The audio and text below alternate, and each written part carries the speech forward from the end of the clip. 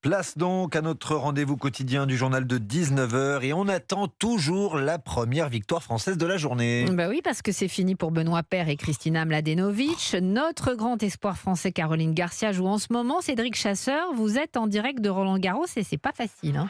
Non, c'est compliqué pour Caroline Garcia qui avait pourtant remporté la première manche 7-6 au tie-break face à la chinoise Xu Wang, mais la numéro 5 mondiale et tête de série numéro 5 ici à Roland-Garros a perdu la deuxième manche 6-4 et se retrouve embourbée dans un troisième set où elle a du mal à se dépêtrer de son adversaire, même si là elle vient de remporter son jeu de service et mène désormais 4 jeux à 3 sur le court. Simone Mathieu, c'est dur aussi pour Arthur Fils, 18 ans, vainqueur de son premier tournoi ATP à Lyon ce week-end et qui est au duel face à Davidovich Fokina.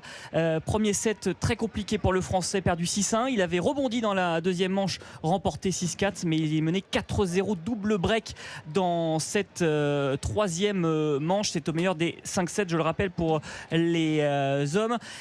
Pour ce qui est des favoris, Carlos Alcaraz est en train de dérouler 6-0, 6-2, 4-3 pour le numéro 1 mondial face à l'Italien Cobolli.